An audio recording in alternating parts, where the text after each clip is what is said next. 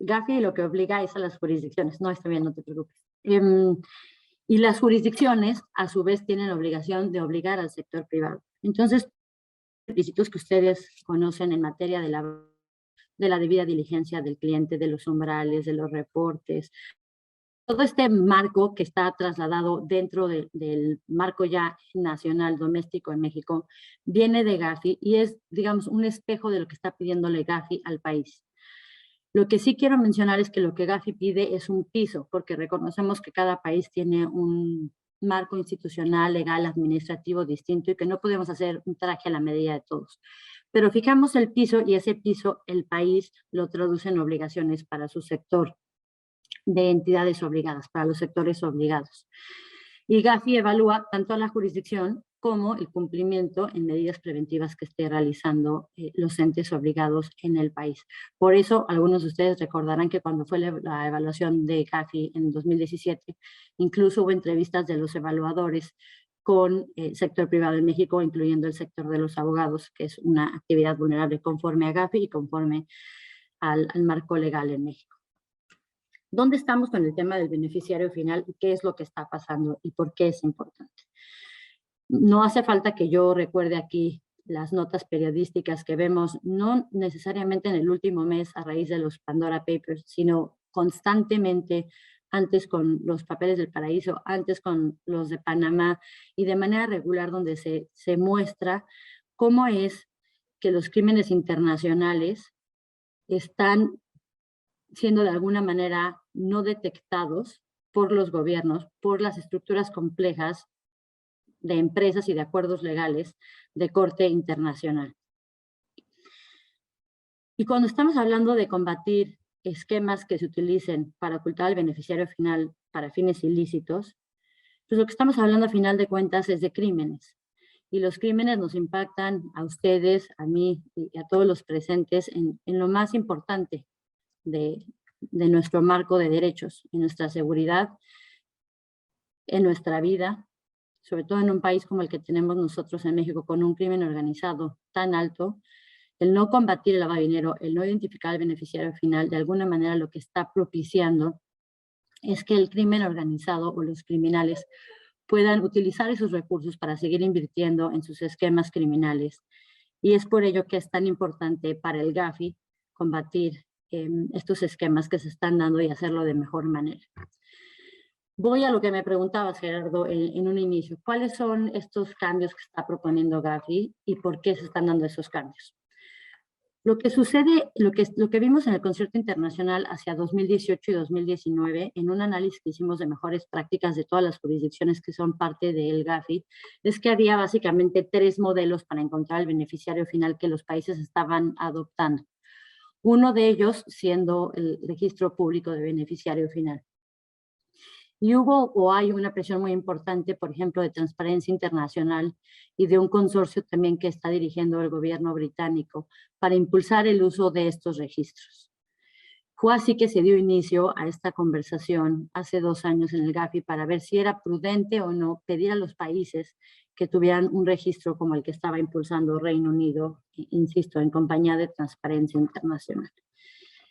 Después de mucho análisis, lo que acabamos de hacer y acabamos de hacer, me refiero al mes pasado, en octubre de 2021, es emitir una propuesta de cambios al estándar de beneficiario final, en concreto la recomendación 24, que es relativa a personas morales, y después de estos cambios se haría un espejo con relación a los acuerdos legales, a los fideicomisos, pero ahorita por el momento es a personas morales, y lo que estamos pidiendo son en general 5 elementos. Y insisto, esta consulta pública, de hecho esta consulta pública finaliza el día 3 de diciembre, así que si alguno de ustedes está interesado en revisar la consulta pública que está en el portal de Gafi, en mandar insumos, en presentar algún tipo de comentario, por favor, están todavía en momento de hacerlo y sería para nosotros muy útil. Una de las propuestas es que los países deben, como primera opción, fijar o establecer un registro de beneficiarios reales o, si deciden no utilizar el registro, establecer un sistema alternativo, pero que proporcione la misma eficiencia de un registro. Esa es básicamente la propuesta de Gafi. No quiere decir que se tenga que hacer una nueva autoridad para mantener este registro, puede estar en manos, por ejemplo, de la autoridad fiscal o de la propia UIF o de alguna otra autoridad, pero tiene que ser un registro público que contenga la información con 3 elementos. La información adecuada, la información correcta, es decir, verificada, y la información actualizada. Son los 3 elementos que se están pidiendo. Otro gran cambio que viene es que GAFI va a pedir a los países que prohíban todo lo que son las acciones anónimas. Todo país que tenga en su marco legal la opción de emitir acciones anónimas tendrá que modificar su marco legal para prohibir la emisión de este tipo de acciones. Y la pregunta es, ¿qué pasa con aquellos países que tienen acciones, la posibilidad de emitir acciones anónimas con las que ya existen? Lo que sucedería es que tendrán que entrar en un sistema de transición, es decir, quedarían de alguna manera congeladas, no podrían trasladarse la propiedad de las mismas hasta en tanto se registren. Y de alguna manera lo que se estaría buscando es que en ese periodo de transición de 3 a 4 años después a que cambie el estándar ya no haya a nivel internacional acciones anónimas. Otra cuestión que estamos considerando es pedirle a los países que evalúen, y por evaluar también es identificar el riesgo y por lo tanto mitigarlo. O sea, cuando digo evaluar se refiere también de manera implícita tomar acciones, porque cuando evalúas algo normalmente detectas un riesgo y en consecuencia tienes que mitigarlo. Evaluar, el que los países tengan que evaluar el riesgo de las empresas extranjeras en su país. Hoy en día la obligación de los países es conocer los riesgos de las personas morales y los acuerdos legales de carácter doméstico. Pero debido a los esquemas que estamos viendo de lavado de dinero transnacionales, lo que se estaría pidiendo es que los países tengan que hacer un análisis de este tipo de empresas que son extranjeras, pero que tienen actividad dentro de su jurisdicción. Y sobre todo, un ejemplo muy práctico son aquellas empresas que se dedican, por ejemplo, a adquirir propiedades en un país del cual no es, digamos, no es donde se constituyó la empresa. Un cambio muy importante es que la información en estos registros o en el sistema alternativo que elige el país tiene que estar actualizada dentro del siguiente mes. Es decir, esta noción de hacer un cambio accionario y no tener que reportarlo en libros hasta que vayas a querer ejercer los derechos de ese cambio o de esa nueva propiedad ya no podría ser válido, tendría que registrarse dentro del mes siguiente ese cambio en el registro que se esté realizando. Y el último cambio que estamos pidiendo es que los países establezcan mecanismos más eficaces y eficientes para realizar mecanismos de cooperación internacional de intercambio de información con miras a apoyar las investigaciones de otros países. Porque hoy día lo que sucede es no solamente que para el propio país donde se está realizando la investigación es complicado encontrar la información del beneficiario final, sino que se suma un grado de complejidad mayor cuando se tiene que requerir esa información de un tercero país. Y muchos de los mecanismos de intercambio de información son, si me permiten el término, burocrático y toman demasiado tiempo, que no permiten la agilidad que requieren las investigaciones en los países. Todos estos cambios serían, como les mencioné, una base, un piso, porque GAFI lo que hace es establecer el piso y los países siempre pueden ir más allá, siempre pueden construir más o ser más restrictivos o tener mayores medidas, pero el piso de lo que está pidiendo GAFI serían estas 5 características. Ahora, surgen muchas preguntas, ¿no? El cómo es donde está el detalle y es el trabajo en el que se iniciaría. Para los que no están muy familiarizados con el trabajo de GAFI, cuando hablamos de los estándares de GAFI, son 3 elementos. El primero es el estándar, que es, si ustedes han revisado las recomendaciones de GAFI, en algunas ocasiones no pasan a lo mejor de 5 o 6 líneas, es decir, es muy limitado el contenido que viene por lo general en las recomendaciones. Hay algunas excepciones, pero por lo general es bastante conciso lo que se pide a los países.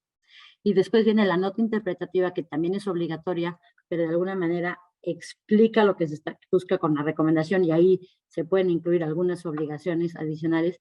Y después viene el trabajo de guías o documentos de mejores prácticas que no son obligatorios, en los cuales se ayuda a los países a implementar las recomendaciones.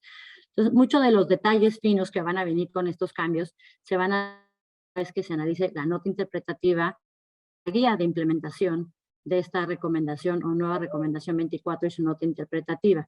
Así que digamos que a lo mejor ahorita es prematuro o no podría yo darles una indicación a muchas de las respuestas finas a cómo se va a hacer esta implementación o cómo los países deberían hacer esta implementación, pero sí me siento segura y cierta de decirles que si no en el mes de febrero, aunque se anticipa que sea en el mes de febrero, para el mes de junio estaríamos viendo cambios a esta recomendación 24 y ahí empezaría un proceso de cascada hacia la nota interpretativa y la guía de implementación, después a las jurisdicciones que estarían implementando todos estos cambios y después al sector privado que estaría obligado a cumplir con esos cambios.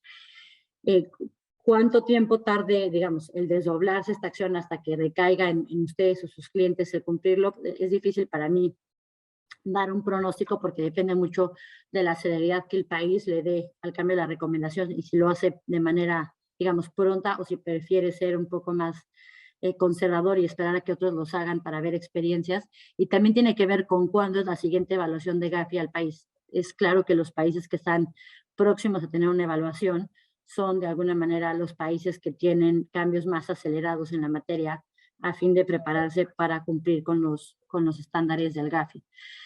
Estamos ahorita en un impasse con el tema del COVID porque algunas evaluaciones se han pospuesto y con ello la siguiente ronda de evaluaciones estaría por comenzar en 2025, según estimamos, y es por ello que yo esperaría que a México, por ejemplo, le toque una evaluación aproximadamente por 2026, que daría ya margen para que estos cambios estén al menos en proceso de implementación en México. Entonces, parece que es mucho, pero como ustedes saben, el tiempo vuela y en estos temas es muy importante que como gremio ustedes estén cercanos a estos debates internacionales que eventualmente se van a trasladar al debate doméstico y en el que ustedes tendrán un gran papel, sobre todo, no solamente por la materia de que son sujetos obligados, sino porque son abogados y muchos de estos cambios requerirán, digamos, hacerse a nivel legislativo, en el que estén muy cercanos de ellos y su participación siempre será beneficioso para enriquecer el resultado que tengamos. Eso sería, en resumen, dónde está ahorita el tema internacional y los cambios que estamos próximos a ver, Gerardo. Quiero dejar el tiempo que queda para preguntas y respuestas. Puede ser de este tema y también podemos aprovechar para comentar otros temas. Sé que al principio estábamos hablando de, por ejemplo, de activos virtuales. No sé si ya estaban el resto de las participantes o no, pero hay muchos temas en la agenda y estoy abierta a platicar con ustedes de los temas que ustedes consideren oportunos y de su interés. Elisa, muchísimas gracias. Sin duda, como lo comentaste, no solo a partir de los últimos escándalos que hemos escuchado por los Pandora Papers, pero creo que uno de los principales problemas en la lucha contra el blanqueo de capitales ha sido esa dificultad para detectar al beneficiario final. Yo te voy a hacer una pregunta un poquito incómoda y si te sientes impedida con toda confianza, por favor, dímelo.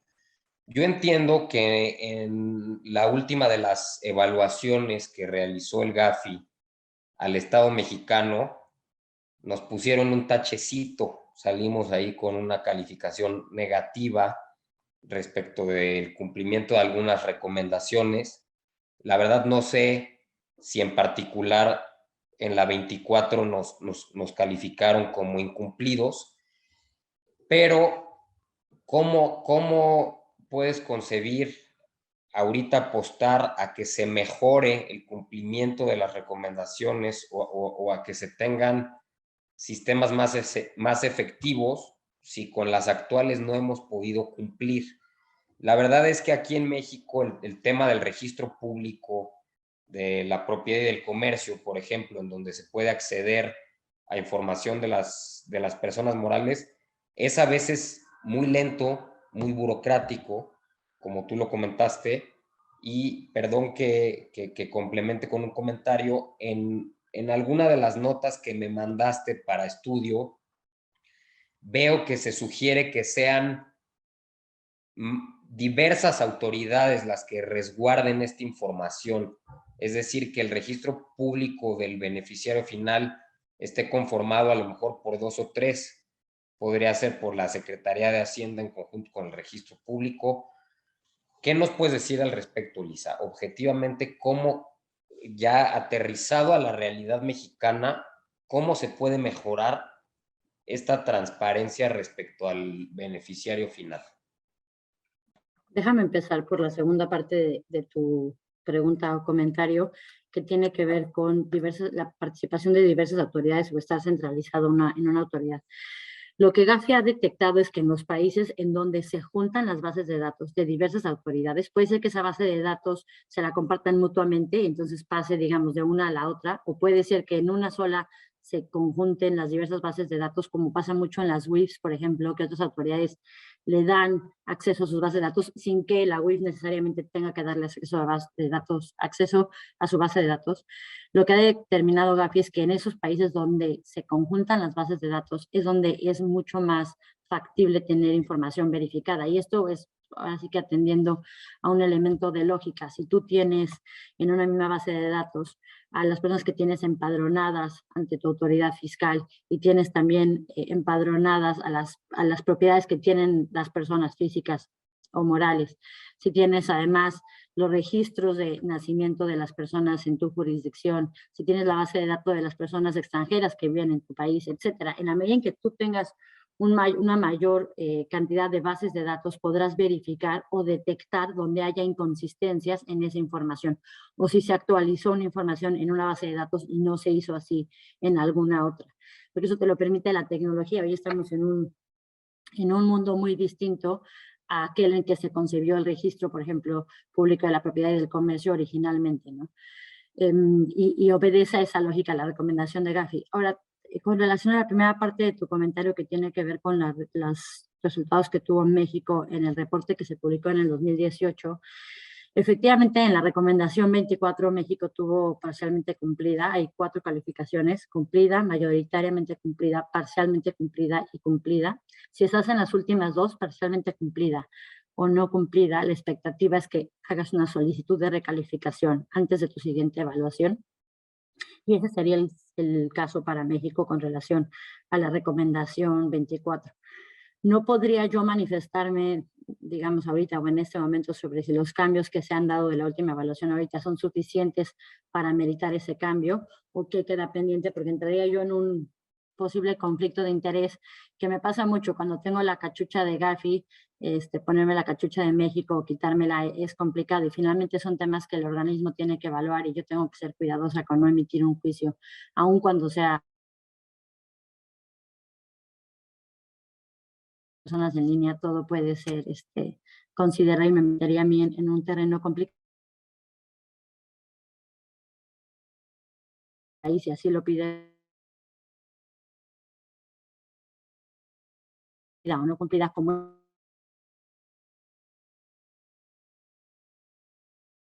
conforme a las reglas del juego del estándar vigente en su momento.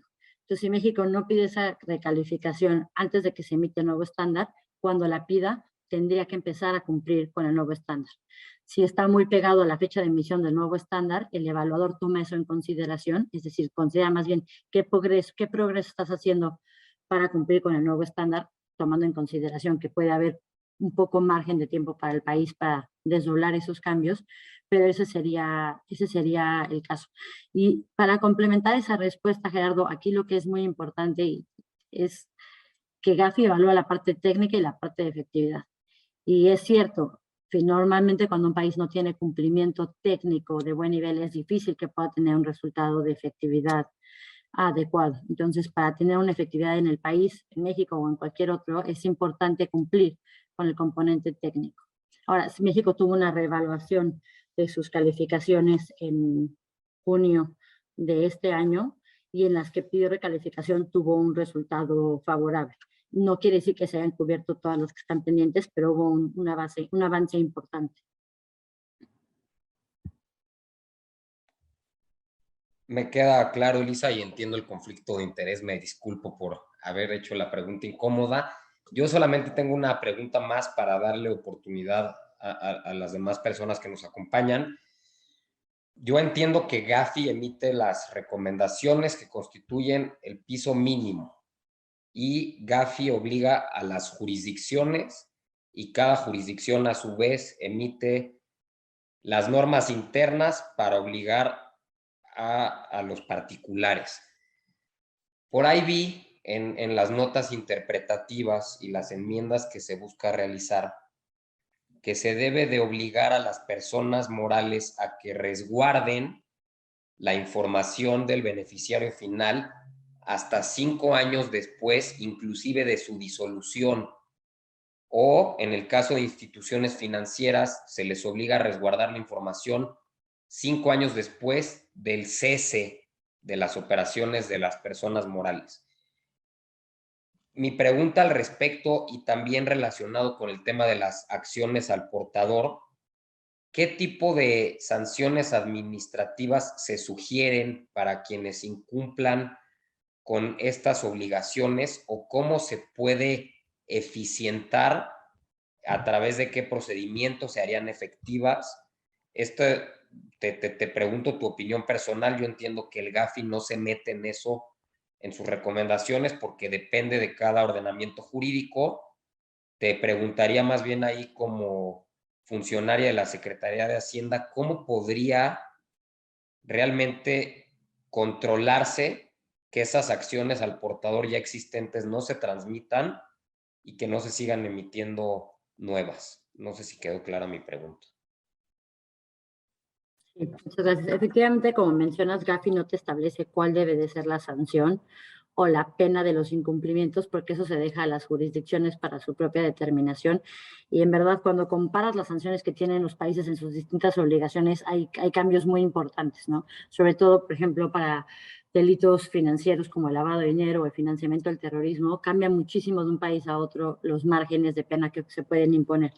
Lo que sí te pide Gafi son dos componentes. Uno es que las sanciones sean disuasivas. Y para determinar si son disuasivas, lo que vemos son normalmente dos enfoques. Hay países que eligen que en su jurisdicción disuasivo va a ser ir por los peces gordos, que por ejemplo pasa mucho en Estados Unidos, ¿no?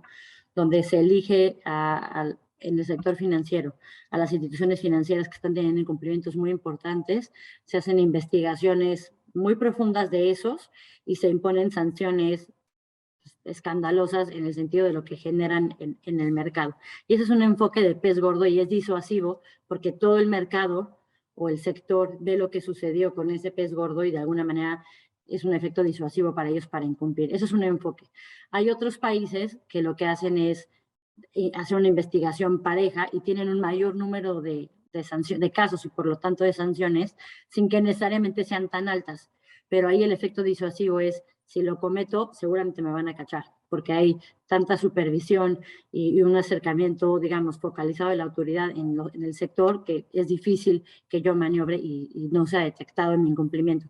Gafi respeta los enfoques, pero dentro de la evaluación sanciones están siendo disuasivas o no en particular.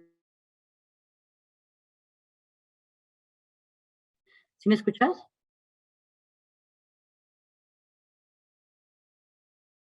Sí, perdón, le decías ¿Sí? que se cortó un poco. Ok.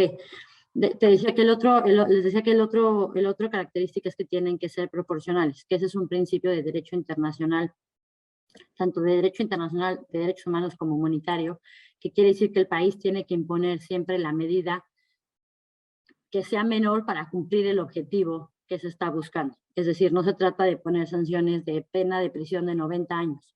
Lo que tiene que acreditar el país es que dentro de su decisión es proporcional la sanción que está imponiendo. Esos son los dos parámetros que pone.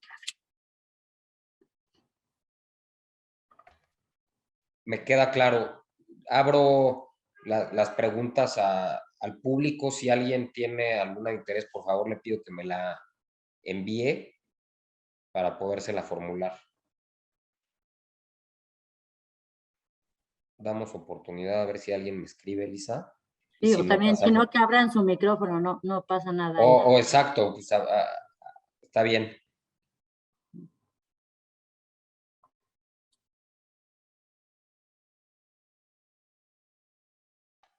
Hacemos No sé un... si, ¿Qué no sé tal? si lo tengas. Buenas tardes. Buenas tardes. Elisa, muchas felicidades por tu presentación, ¿eh?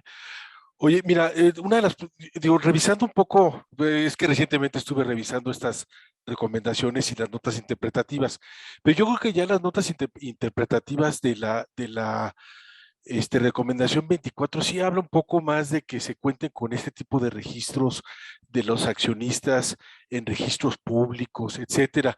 Y yo creo que de ahí también la ley de sociedades mercantiles hace un par de años recogió esta obligación y la incorporó también para que se registren en la Secretaría de Economía estas obligaciones.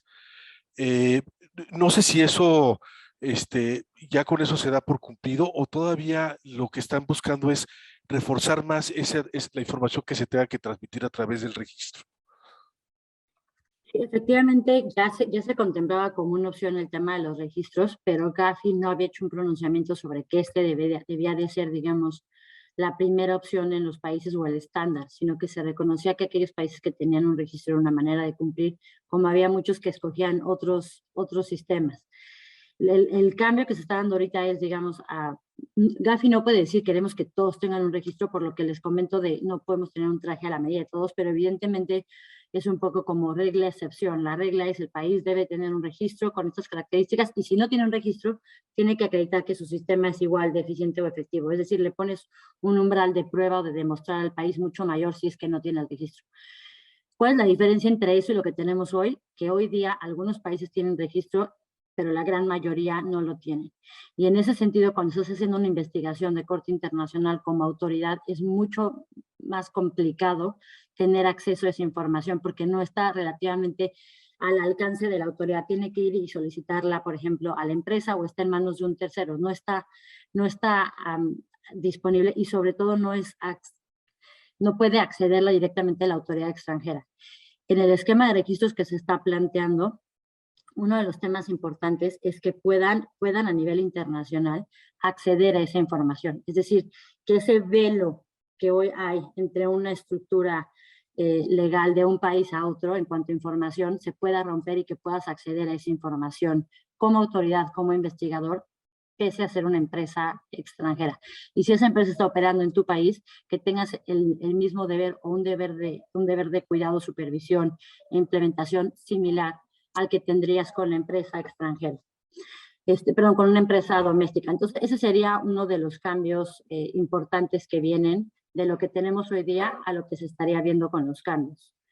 En términos de lo que tiene México, no tiene México, no te puedo decir si con eso ya se subsana o no, porque precisamente es algo que va a tener que ser evaluado por Gafi. Lo que sí te puedo decir, y tú que has estudiado cómo está el registro hoy día, puedes hacer tus conclusiones sobre si se cumple o no se cumple, es que esta información tendría que estar actualizada, por ejemplo, dentro del siguiente mes, es decir, tiene que ser información que constantemente está siendo actualizada y si no ha sido actualizada, verificar que sigue siendo válida, tiene que tener niveles de comprobación. Eso sería un cambio importante a lo que hoy se tiene, porque hay muchos países que tienen un registro, pero la información que está en el registro no necesariamente es confiable o actualizada. Sí, así es, sí. Sí, porque nada más la obligación es que cuentes, que des la información de tus accionistas, pero no que la estés revisando. Bueno, lo que sí vi, por ejemplo, el Código Fiscal es que también estaba obligando a que también reportaras pero ya cuando hagas un movimiento de capital o transmisión de acciones, que también, pues eso no siempre está actualizado, ¿no? Es nada más por evento. Exactamente. Sí, va a ser interesante cuando venga la evaluación, si es que México realiza cambios antes y si no realiza esos cambios, analizar cómo está ahorita en el país y sobre todo, por ejemplo, tienes que tener dientes para asegurar que los sujetos obligados reporten esa información, ¿no? Si tienes la obligación de reportar, pero no hay una sanción y un seguimiento, si se está reportando esa información y manteniendo actualizada, no tienes un sistema de nueva cuenta efectivo, que es donde Gafi pone mucho la lupa, o donde más pone la lupa, en el tema de efectividad. Gafi fue el primer grupo internacional que empezó a analizar o a pedir a los países, a evaluarlos, que cumplían de manera efectiva y no nada más en papel. Y este esquema de revisar lo que llamamos nosotros los resultados inmediatos, es decir, ir a ver cuál es el resultado que estás teniendo en cada uno de los campos, ha sido tan exitoso que hoy, por ejemplo, lo utiliza también Naciones Unidas y la propia OCDE para sus evaluaciones. Y es por lo mismo, porque la lupa está en qué resultados estás teniendo y qué tan confiable es. Entonces, si ese registro que se tiene en México, más allá de cómo esté en papel, está actualizado, completo, y la información es útil para las autoridades, pues será bien calificado por Gafi. Si no es el caso, no estará bien calificado. Okay. Muchas gracias, felicidades nuevamente. Gracias a ti, al contrario.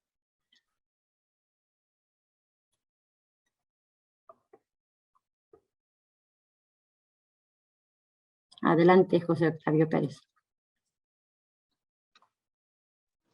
Muchas gracias, Elisa. Mi felicitación, y es la enésima ocasión que te escucho y te veo hablando sobre estos temas.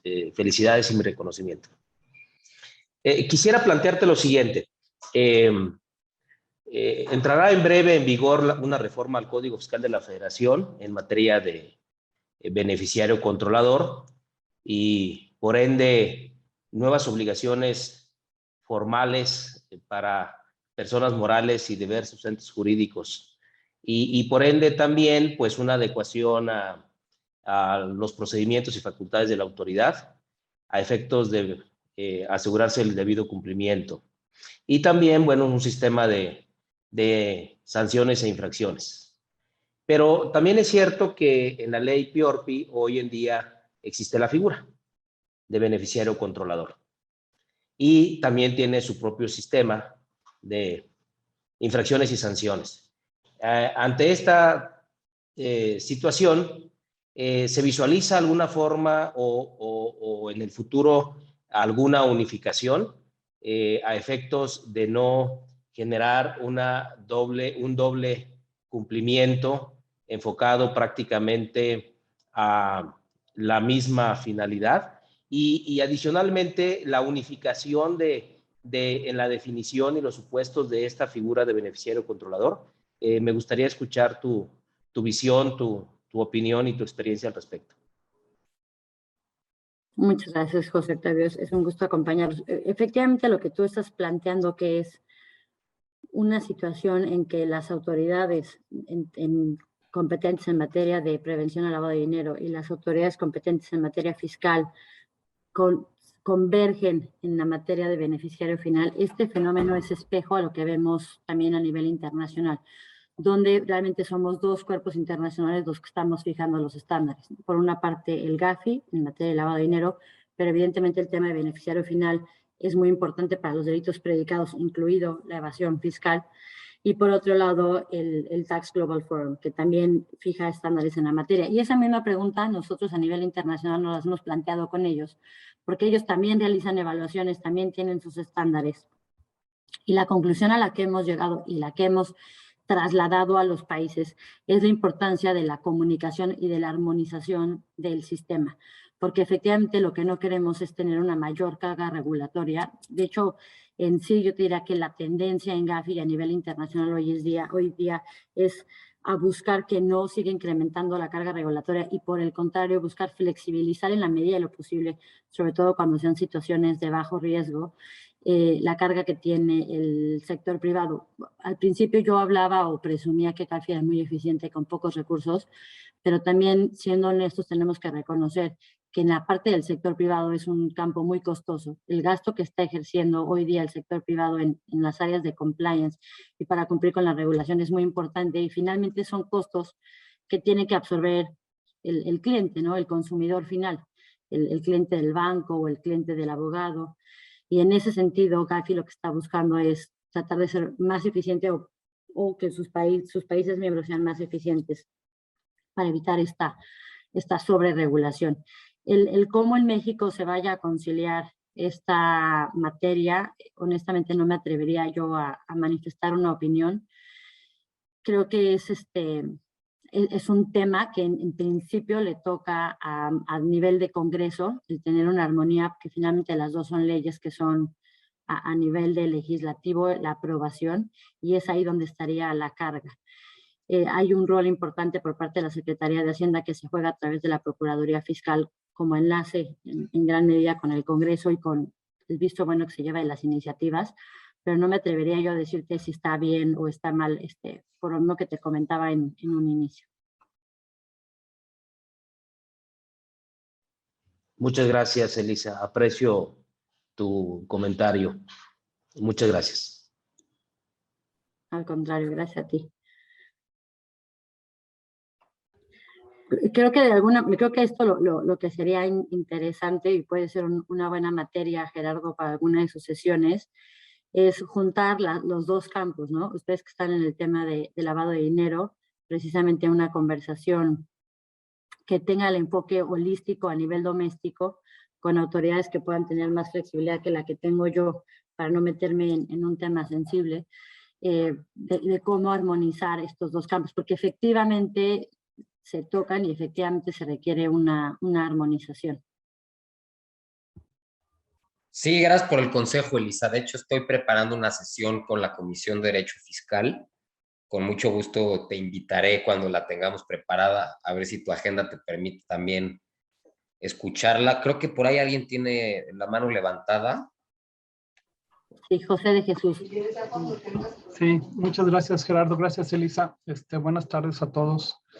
Una pregunta, Elisa. ¿Crees que estos posibles cambios que vengan, entiendo que los ves para el año entrante en lo relacionado con el beneficiario controlador, también va a haber algún ajuste sobre cómo se maneja actualmente? Porque actualmente es una mera declaración en algunos lugares, por ejemplo, con notarios, fedatarios públicos. Lo que hace es cada persona declarar quién es el beneficiario controlador. Este cambio implicará que ya no se va a tener que hacer esa declaración, sino que ahora se va a tener que confirmar, es decir, que la persona obligada tenga que verificar este registro para confirmar al beneficiario controlador de ese acto o de esa actividad vulnerable, o cómo lo ves tú para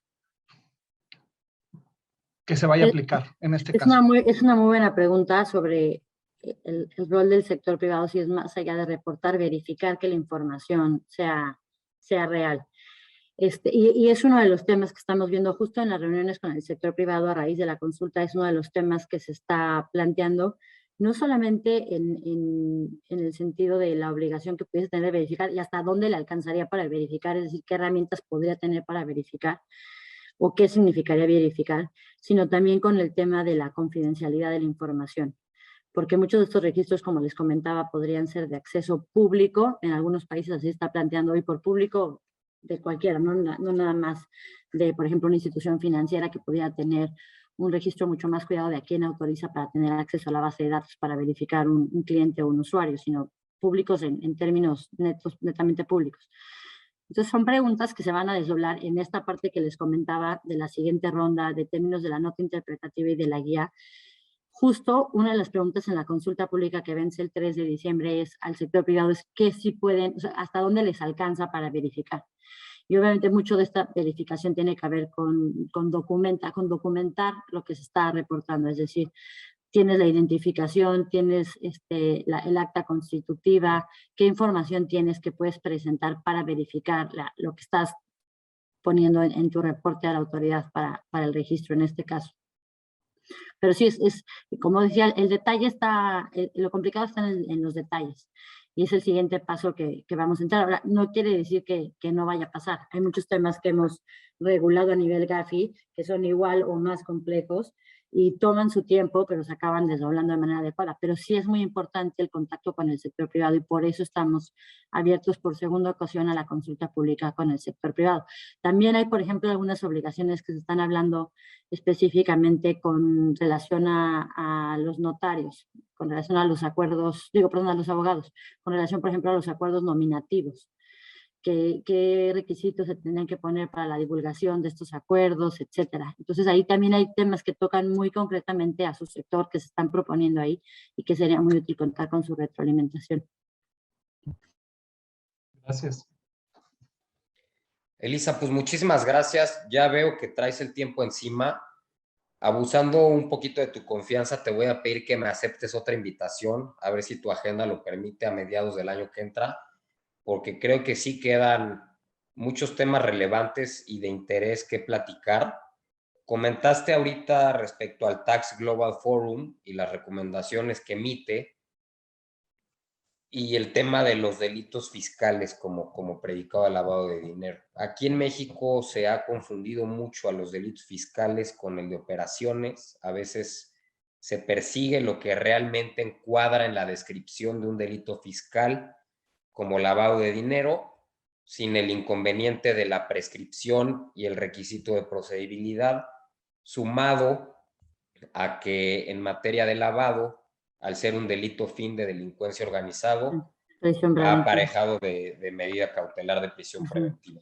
Entonces, sería bueno en otra sesión, porque ahorita ya no nos da tiempo, preguntar si todos los supuestos de defraudación fiscal bajo el entendimiento de Gafi son susceptibles de ser delito previo al de lavado, o solo algunos supuestos específicos, como en mi opinión pudiera ser el de retención de contribuciones no enteradas, o probablemente el obtener un beneficio indebido, una devolución de impuestos a la que no se tiene derecho, etcétera, entre otros temas que quedaron incluso pendientes respecto de este tema en particular, Elisa.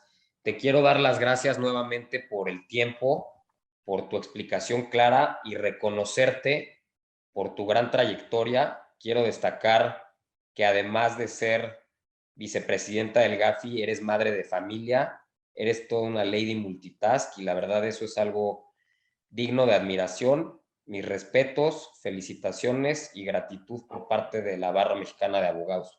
Pido a todos un aplauso, aunque sea virtual, muy merecido para ti, Elisa, y gracias nuevamente por acompañarnos. Estaremos en contacto si así lo permites. Al contrario, para mí es un gusto y en verdad el tener la vicepresidencia de Gafi finalmente es un reflejo del trabajo que se ha realizado en el país por muchos años en la materia y también una oportunidad para acercar a este grupo internacional al sector privado en México. Entonces, para mí es un gusto acompañarlos el día de hoy y será un gusto volver a acompañarlos. Como les comentaba, veo muchas caras conocidas y me da mucho gusto. Pablo Gómez Mont, que nos puso en contacto, a quien estimo mucho, Eduardo Páez también, y algunos otros que no alcanzo a ver los nombres aquí. Es para mí un honor y quedo siempre a su disposición. Mil gracias, Elisa. Estamos en contacto. Cuídate mucho y gracias a todos. Buena tarde. Buena tarde.